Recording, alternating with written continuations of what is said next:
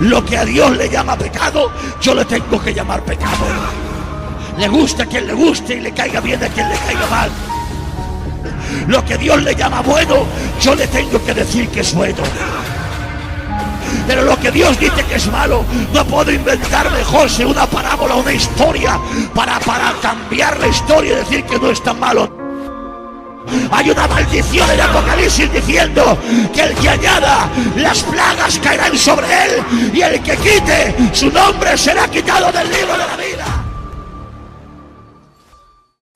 Y les voy a predicar algo sencillo, pero que les va a hacer bien, ¿vale? Ustedes se acuerdan que yo hace un tiempo inicié una serie de mensajes sobre las iglesias, las 7 iglesias de Asia, y dije, tengo un mensaje de cada iglesia, y les he predicado tres iglesias, y les tengo 4, ¿vale? Aún me acuerdo de la escatología esta ahí. Pues hoy les voy a predicar la 4ª iglesia, así les debo 3 nada más, ¿vale? Les voy a predicar de la iglesia que más me gusta. Porque es donde estoy yo. La iglesia de Filadelfia. ¿Amén? Ya verán cómo te va a hacer bien. Es más bien de ánimo, ¿eh? El mensaje. Libro de Apocalipsis, capítulo 3. Gloria a Jesús. Amén. Versículos 7 hacia adelante. Leemos en el nombre del Padre, del Hijo y de la persona maravillosa del Espíritu Santo. Dice así: escribe el ángel de la iglesia en Filadelfia. Esto dice el santo, el verdadero, el que tiene la llave de David, el que abre y ninguno cierra, y cierra y ninguno abre. Yo conozco tus obras. He aquí he puesto delante de ti una puerta abierta, la cual nadie puede cerrar. Porque aunque tienes pocas fuerzas, has guardado mi palabra y no has negado mi nombre. He aquí yo entrego de la sinagoga de Satanás a los que dicen ser judíos y no lo son, sino que mienten. He aquí yo haré que vengan y se postren a tus pies y reconozcan que yo te he amado, por cuanto has guardado la palabra de mi paciencia. Yo también te guardaré de la hora de la prueba que ha de venir sobre el mundo entero para probar a los que moran sobre la tierra. He aquí, yo vengo pronto. Yo vengo pronto. Amén. Retén lo que tienes, para que ninguno tome tu corona. El que venciere, yo le haré columna en el templo de mi Dios y nunca más saldrá de allí. Escribiré sobre él el nombre de mi Dios y el nombre de la ciudad de mi Dios, la nueva Jerusalén, la cual desciende del cielo de mi Dios, y mi nombre nuevo. El que tiene oído, oiga lo que el Espíritu dice a las iglesias. Toma asiento, por favor. Gloria al Señor. Que Dios bendiga su palabra en nuestros corazones. Amén. Filadelfia. El amor filial, quiere decir. O hay otra traducción que dice, escuchad qué bonito esto. Voy a intentar predicar tranquilo, ¿vale? Para ir trayendo la palabra. El que ama a su hermano. Qué bonito, ¿eh? Filadelfia. El que ama a su hermano. Filadelfia fue la iglesia, cuando se escribieron las 7 iglesias, o el mensaje de las 7 iglesias, era la iglesia más joven, la más nueva, la que menos años tenía fundada y funcionando. Sin embargo, era la más madura. ¿Te das cuenta? La madurez no te la dan los años de asistencia al culto, ¿eh? Hay personas que llevan 40 años yendo al culto y siguen tropezando todavía en los primeros rudimentos. Y no han crecido, no han evolucionado, no han madurado, no han cambiado. La madurez te la da el trato, la intimidad con Dios. Ustedes saben, estas familias que por desgracia han sufrido una desgracia, y el padre de familia ha partido, y el hijo más grande es un niño joven con 12 o 13 años y ha tenido que hacer de cabeza de la casa, y cuando él tenía que estar a lo mejor haciendo cosas de 12 años, ha tenido que de repente convertirse en un hombre y madurar, porque la vida le ha venido así y ha tenido que madurar antes de tiempo. Pues hay cristianos que maduran antes y otros después. Te voy a repetir esta frase: no son tus años de asistencia al culto lo que te van a madurar, son tus horas de comunión, son tus tratos, tus golpes, tus pruebas, tu obediencia, tu dedicación, lo que va a hacer que crezcas más o crezcas menos. ¿Estás de acuerdo?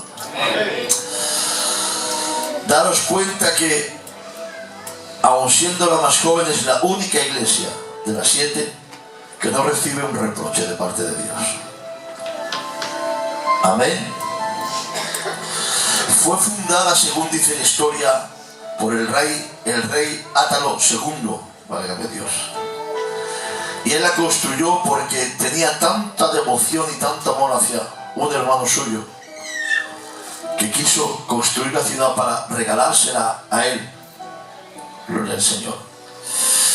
Cuando esta ciudad fue construida, no se construyó como una guarnición para que los ejércitos estuvieran atentos en un punto estratégico para que no los invadieran, ni tampoco se fundó como un centro de comercio para enriquecerse, ni tampoco se levantaron templos para hacerlo un centro religioso, porque se levantó por amor y no había ningún interés, porque cuando el amor es verdadero, detrás de ese sentimiento no hay intereses personales. ¿Estáis de acuerdo en lo que estoy diciendo? Que tranquilo, estoy predicando hoy. Qué bien. Ella se dedicó, fue la puerta de Asia, así le llamaban, la puerta de Asia, porque era la que daba entrada a Asia, y por ahí todos pasaban. Y ella se convirtió en una ciudad que exportaba cultura. Y como siempre he dicho, que las iglesias de Asia, todas de alguna forma eran influenciadas por el espíritu, entenderme, o por lo que se movía en esa ciudad. La iglesia también se convirtió en una gran exportadora, pero no de cultura, sino de evangelio. Y se convirtió en la iglesia evangelizadora por excelencia, cumpliendo la gran comisión de ir por todo el mundo y predicar el evangelio a toda criatura. Gloria al Señor. Ese es el mandato universal de Dios hacia la iglesia. La iglesia tiene un objetivo principal. ¿Me dejáis? El objetivo principal de la iglesia no es reunirse y hacer cultos para pasarlo bien, para escuchar bonitos mensajes ni bonitas alabanzas, ni tampoco para calmar tu conciencia para que te sientas mejor. El objetivo principal de la iglesia en la tierra es predicar el evangelio, ser luz a las naciones. Amén. Miren, nosotros tenemos un ministerio, los siervos, que Dios nos ha dado. A unos nos ha hecho pastores, evangelistas, profetas, maestros. Pero la iglesia tiene un ministerio. ¿Lo saben ustedes que ustedes tienen un ministerio? Tienen el ministerio de la reconciliación. Hemos sido llamados a reconciliar al mundo con Dios. Gloria al Señor. Yo fuera dicho amén a eso. Esta ciudad se construyó sobre una llanura muy extensa llamada, lo he apuntado, porque el nombre tiene, anda que se llamaba Oliva o Gandía, la llanura. Cataquecaumené. Repítelo. Esa llanura estaba quemada la tierra a causa de la lava de los volcanes y llena de ceniza, y eso hacía que la tierra fuera más fértil de lo normal, y allí plantaron viñas, y esas viñas daban una uva tan exquisita que Filadelfia fue famosa por sus vinos, y eran los mejores, los Riberas del Duero estaban allí. Gloria al Señor. Pero había un peligro en la ciudad, y quiero que escuchéis esto, y voy a predicar así en esta tarde. Estén atentos, hermanas, por favor. Había un peligro en la ciudad. Era una tierra donde había muchos terremotos. Esos terremotos azotaban las casas, las agrietaban, las movían, descolocaban las paredes maestras, y con el tiempo la mayoría de las casas terminaban derrumbándose, gloria al Señor. Pero los filadelfianos, así se llamaban, no filadélficos, los filadelfianos jamás abandonaban su ciudad. Y la gente decía, los habitantes de Filadelfia son unos locos, porque viven en un lugar peligroso, pueden estar durmiendo y sufrir un terremoto y caer sobre ellos su casa, pero ellos amaban más su ciudad que su propia vida. Hay muchos cristianos que al primer terremoto se van. Hay muchos cristianos que cuando viene el primer golpe, la primera prueba, el primer peligro, desapareces de la iglesia. Pero hay hombres que aman la obra por encima de todo, y mujeres. ¿Estáis de acuerdo? Yo voy a predicar así, aunque no digo muchos amenes. Aquí te quería ver. Entonces Jesús toma la decisión de dirigirse a Filadelfia. Vamos, les voy a hablar a ustedes y a mí en esta tarde. Y dice Jesús, así dice, y se va a definir. ¿Cómo podríamos definirlo a Jesús? ¿Me dejáis? Él podía decir, así dice el Shaddai, el Todopoderoso. Así dice la piedra angular de esta iglesia. No digan nada. Así dice el príncipe de los pastores. Así dice el primogénito de toda creación. Ay, Padre. Así dice la cabeza de la iglesia. Así dice el juez justo. Así dice el Rey de reyes y Señor de todos los señores. Así dice el admirable, el consejero, el Dios fuerte, el Padre eterno, el príncipe de paz. Así dice el verbo de Dios. Y muchos más adjetivos se podía definir Jesús para dirigirse a la iglesia. Pero Él pone en balanza un adjetivo que está imprimido en su naturaleza, que derriba por tierra todos los títulos que se le pueden dar al Hijo de Dios. Y por encima de ellos resalta uno que es el más importante.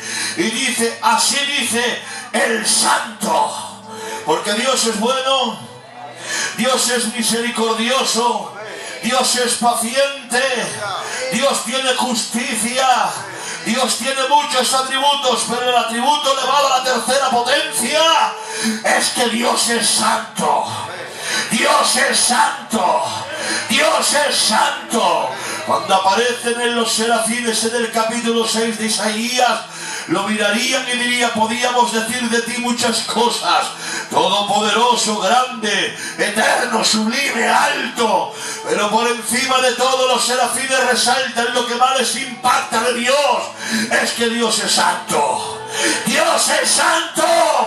La palabra santo quiere decir kadosh o aikos. Y quiero romperte un concepto para que no pienses que ser una persona santa es vivir recluido en tu casa y no querer tocar o relacionarte con nadie. Un hombre santo se relaciona con todo el mundo y no tiene miedo a mancharse. Gloria al Señor. La palabra kadosh o aigos quiere decir separado del pecado. Gloria al Señor.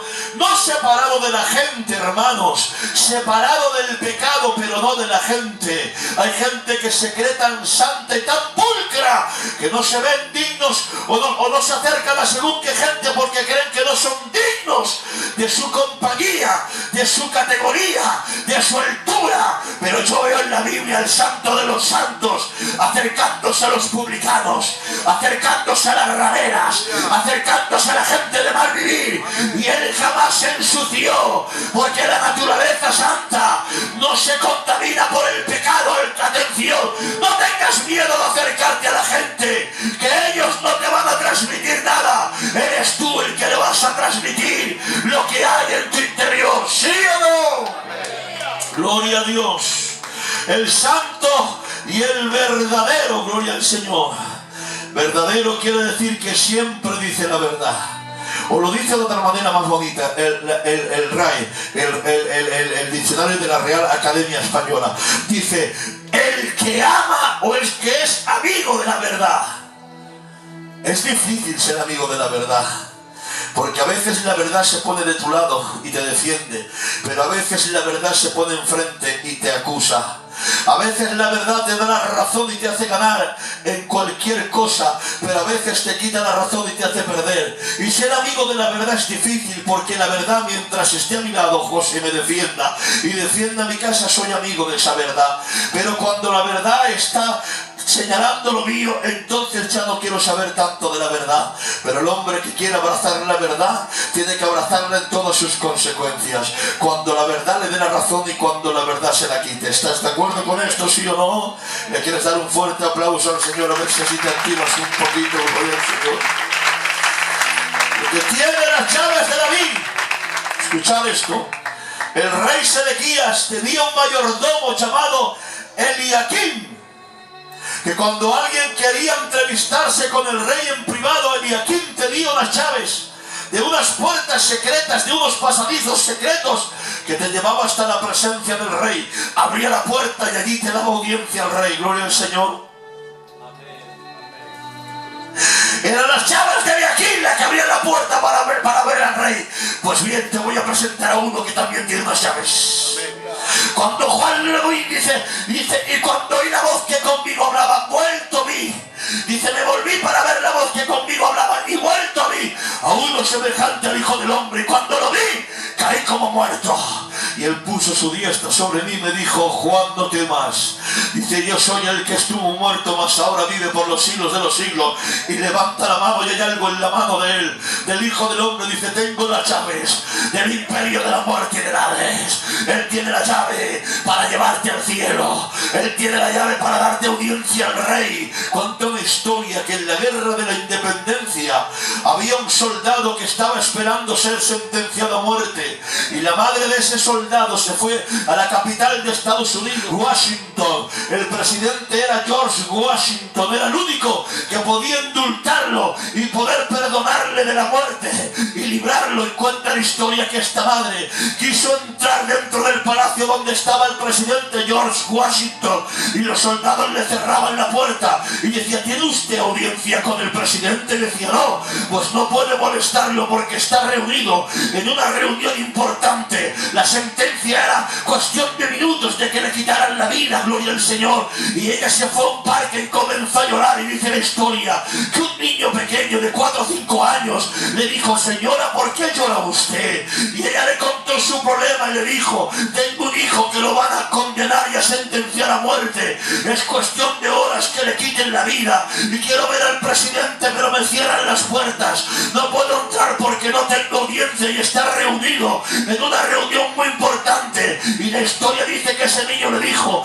¿usted confía en mí? Y ella dijo: bueno, pues voy a confiar en ti. Le dijo: deme la mano. El niño lo cogió de la mano y comenzó a caminar hacia donde estaba el palacio. Cuando los soldados vieron al niño, abrieron paso. Ella pasó con el niño y se sorprendió. Más hacia adelante había otra guardia que le abrió paso, y otra, y otra, y otra, hasta que llegó a la sala donde estaba reunido el presidente con todo el gobierno en una reunión muy importante. Y el niño abrió la puerta sin pedir permiso y cogió a esa madre y la llevó frente al presidente Washington y le dijo: papá, esta mujer te necesita.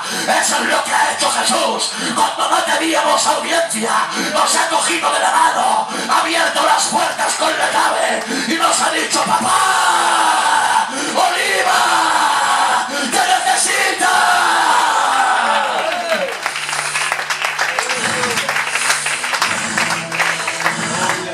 Yo soy el que abre y ninguno cierra. Fuera dicho, ven a eso, no me ayudáis, Yo soy el que abre y ninguno cierra, pero también soy el que cierra y ninguno abre. ¿Qué es lo que él abre? ¿Me dejáis que os lo diga? Él ha abierto el camino nuevo. Él ha abierto el acceso a Dios. Él ha abierto la puerta de la salvación. Él ha abierto la esperanza de la humanidad. ¿Y qué es lo que ha cerrado? La boca de los leones. Ha cerrado la boca de los demonios. Me acuerdo una vez que estaba orando, hermanos. Yo llevaba un grupo de jóvenes de aproximadamente 80 o 100 jóvenes. Estábamos en una barraca muy grande del campo, orando por la noche. Teníamos una estufa de leña. Íbamos todos los inviernos, todas las noches, a buscar a Dios allí. Y en verano salíamos afuera. Aquella noche cerramos las puertas, encendimos la estufa. Las puertas eran 2 tableros así, y no quedaban cerrados, quedaba un hueco así donde se veía aquel campo. Y recuerdo que estábamos orando y no sentíamos a Dios por ninguna parte, y no sentíamos nada, una mala presencia. Y le dije a todos los hombres: cogeros de la mano. Cuando nos cogimos de la mano, hay más de 30 hombres que son testigos. Empezamos a sentir golpes en la puerta y a sentir como rugían con rabia. Más de 15 o 20 hombres lo vimos. 2 demonios que medían más de 2 metros, con los ojos amarillos mirando, golpeando la puerta y rugiendo con rabia. Hubieron jóvenes que se desmayaron de la impresión. Cuando yo lo vi, me impresioné, pero Dios me habló y me dijo: tranquilo, ellos querían entrar aquí y destrozaros porque les estáis haciendo daño con estas oraciones, pero yo soy el que cierro y nadie abre. He puesto mi mano y no pueden entrar porque eres el que cierra y nadie abre.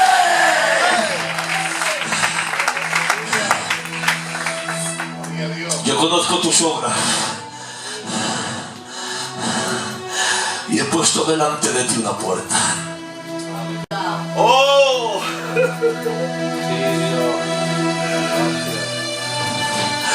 Hace aproximadamente, no me acuerdo cuándo fue la última vez que bajé a Francia. Creo que fue antes de entrar en la iglesia. Me invitaron a una campaña y me hicieron un culto por la mañana en la Plaza Castañas, en Perpiñán, donde está la iglesia madre, la primera iglesia de donde han nacido todas nuestras iglesias. Una iglesia preciosa. Y yo le pregunté al pastor, al Paul, se llamaba Paul el pastor. Digo: Paul, ¿este es el local original? Desde cuando se abrió me dijo: es el mismo local. Y le dije: ¿cuánto hace que se abrió la iglesia? Me dijo: hace 64, 65 años, más o menos 66. Y digo: ¿cuántos problemas habréis tenido? ¿Cuántos habrá levantado contra vosotros? Pero como él abre, nadie cierra. Hace 66 años, hermanos, se abrió la puerta de Filadelfia. Los demonios se han levantado contra ella. Los gobiernos se han levantado contra ella. Los hombres se han levantado contra ella. Pero tengo que decir que la puerta de Filadelfia no está abierta por ningún hombre. Le abrió la mano de Dios y nadie la va a cerrar. Estaba pastoreando pastoreando una iglesia. Cuando llegué a hacer el culto, hermanos, me encontré allí a la Guardia Civil que había puesto un precinto del culto. Y digo, oiga, que tenemos aquí todas las cosas. Dice, si quiere usted sacar un micro o quiere usted sacar algo, vaya usted a la jueza que nos ha dado la orden y le dará la orden para poder entrar y llevarse lo que tengan que llevarse. Dice, pero este local no se puede abrir más hasta que la jueza lo autorice. Ellos se marchan, la iglesia en la puerta, José. Yo digo, pero Señor, ¿por qué has cerrado la iglesia, Señor? Y Dios me dice, pero ¿quién te ha dicho que cerró la iglesia? ¿Por qué permites que se cierre la iglesia, Señor? Y me dice el Señor, ¿quién te ha dicho que yo he permitido que se cierre la iglesia? La iglesia no se ha cerrado, me dijo. Se ha cerrado el local, pero no la iglesia. Me dijo, vete al campo a predicar la palabra. 4 meses predicando en el campo. ¿Saben lo que sucedió, hermano? Que venía la gente con un coche al campo y decía, hoy hemos oído que aquí hay una iglesia. En el campo venía la gente y se convertían arrepentidos, y la iglesia se dobló. Si habían 80, se convirtieron en 150. Y Dios nos dio un local más grande, porque lo que él abre, nadie lo cierra.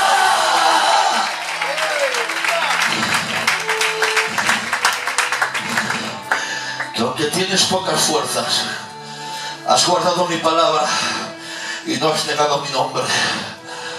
Oliva, no hay excusas. El cristiano no tiene excusas. El cristiano no vive de lo que siente o de cómo se siente. El cristiano vive de lo que cree y lo obedece. He aquí. ¿Me dejáis 10 minuticos, verdad? ¿Ahí? ¿Me dejáis 10 minuticos, sí o no? He aquí yo entrego a los que dicen ser y no son.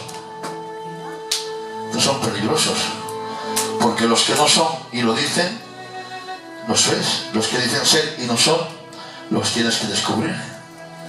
Pero dice, sino que mienten. Dice, yo haré que vengan, que se postren y que reconozcan. ¿Quién lo hace eso? Te voy a dar un consejo, y te lo voy a dar porque yo, por experiencia, porque lo he vivido. Cuando te difamen, cuando digan cosas de ti que no son verdad, no te defiendas. Amén. Porque te defenderá Dios. Amén. Y contra más te difamen, más te va a usar Dios. Y contra más te difamen, más te va a justificar a Dios, y esas personas más avergonzadas se van a quedar. Amén. Porque Dios es así. Dios defiende a lo suyo. Ahora, si te defiendes tú, has perdido la defensa de Dios. He aquí, y yo quiero un amén a esto, yo vengo pronto. amén. Hay muchos que dicen que no viene, que lleváis todos los siervos predicando 60 años y Cristo viene, Cristo no viene. Que no viene, hombre, que lleváis toda la vida diciendo lo mismo. Que nos queréis meter miedo para que estamos aquí en el culto sentados para quitarnos el euro de la ofrenda. Que no viene. Que no viene. Vino como cordero a morir en la cruz. Si vino como cordero a que le traspasaran las espaldas, a que le clavaran las manos, a que la vieran del costado, si vino como cordero a que le arrancaran la barba, a que le escupieran, a que esparcieran sus entrañas como agua, si vino como cordero a ser humillado, avergonzado, ¿cómo no va a venir como león para reinar las naciones? ¡Él viene!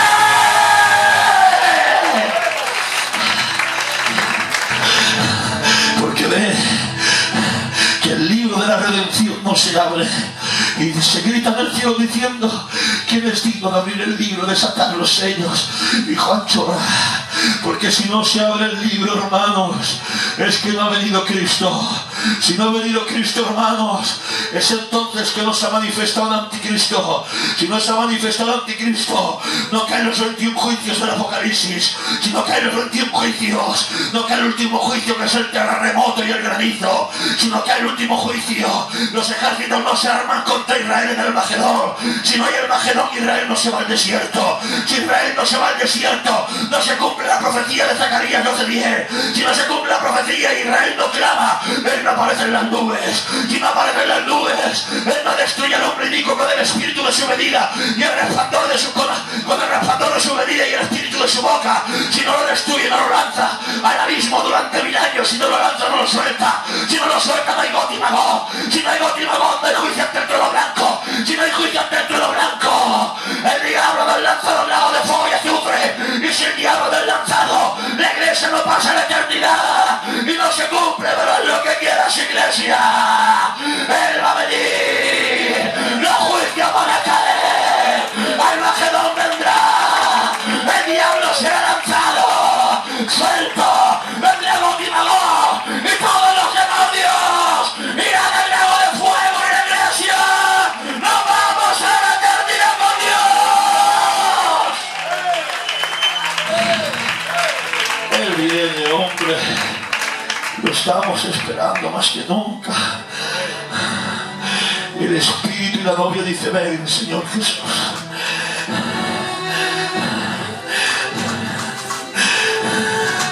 ¿Quieres una palabra bonita? ¿Quieres ahora una palabra de ánimo? ¿La quieres, sí o no? Hay que hablar más flojo, Padre. ¿Quieres una palabra de aliento? ¡Oliva! Por cuanto has guardado la palabra de mi paciencia, yo te guardaré de la plaga que viene sobre el mundo entero. Que cada uno quiera lo que quiere. Uno dice que pasamos la gran tribulación, otro dice que a la mitad, pero la gramática de ese texto dice: yo te guardaré. Dice: sei terexo yo te guardaré sacándote fuera de la obra. Yo no creo, hermanos, que pasemos la gran tribulación, porque es tiempo de juicio y a la iglesia no le cae juicio. La iglesia ya fue juzgada en la cruz del Calvario y declarada inocente. ¡Nos vamos con Él! ¡Nos vamos con Él! ¡La trompeta va a sonar! ¡Él viene! ¡Él viene!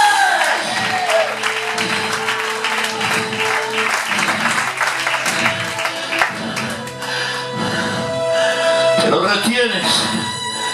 Y ahora aquí os voy a hablar al corazón, y más a los ancianos. Hay que retener.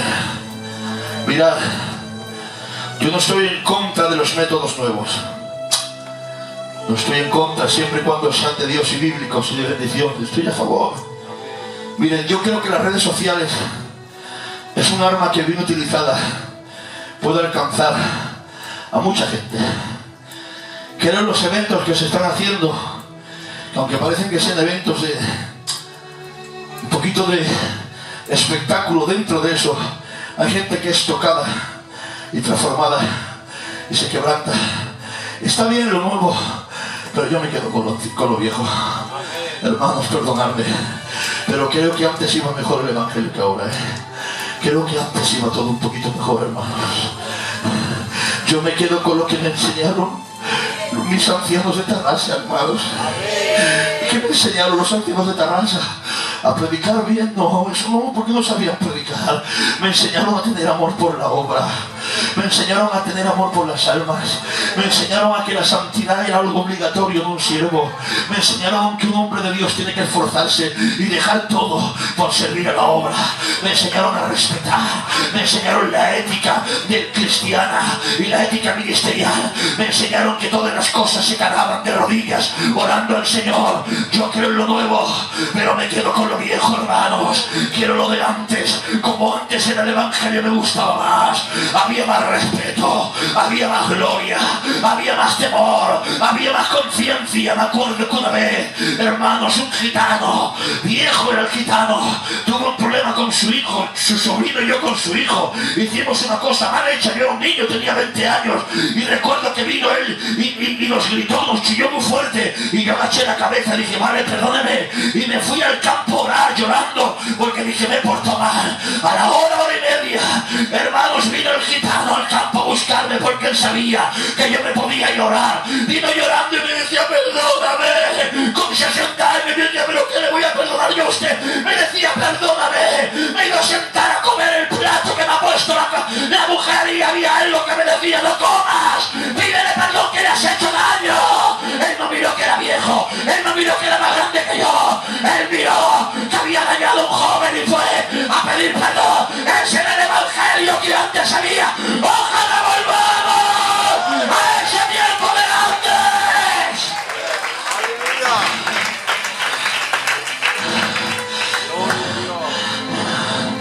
Que ninguno tome tu corona.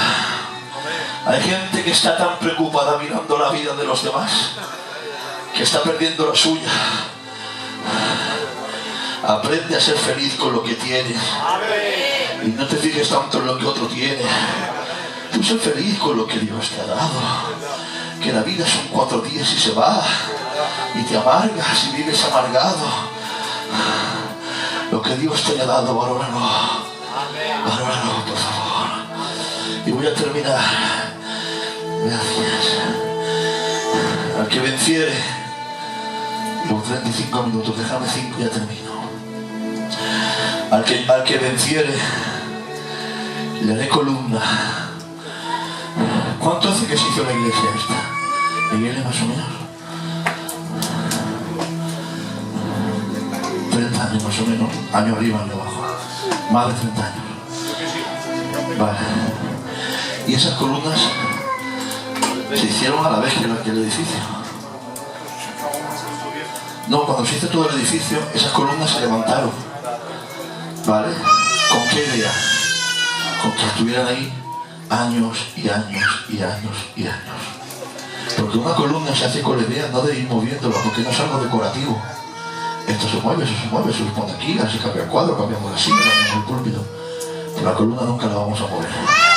Moveremos todo menos la columna. Por eso Dios dice, y quiero que escuches esto: el que venciere, yo le haré una columna. Está diciendo, lo que te voy a dar no va a ser temporal, va a ser para siempre.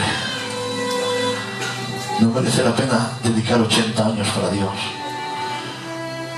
y recibir una recompensa de toda la eternidad. Vas a perder lo que Dios te quiere dar por 4 ratos de entretenimiento. Y escribiré mi nombre, su nombre, el nombre de mi Dios y de la ciudad de mi Dios. El DNI y el padrón son 2 cosas diferentes, aunque guardan la relación. El DNI identifica quién soy, el padrón identifica dónde estoy. Y Él está diciendo, no solamente vas a ser un cristiano, vas a vivir y a estar donde viven los cristianos. Esto se acaba, hermanos. 20 años más, 30, 50, 70, 5 años. ¿Alguien me puede decir cuánto va a durar? El poder de la vida está en ti. Nadie sabemos cuándo vamos a partir, hermanos. ¿Quién nos iba a decir lo que vimos en la pandemia? Niños con 30 años terminar su vida. Y después, ¿estás seguro a dónde vas? ¿Tienes la seguridad de la salvación? Al que venciere, que va a haber una columna en el templo de mi Dios. Yo digo, hermanos, y con esto cierro el mensaje, lo voy a decir despacio, y si tú crees que es así y quieres respaldarlo con un fuerte aplauso, lo vas a hacer. Yo digo, Maranata.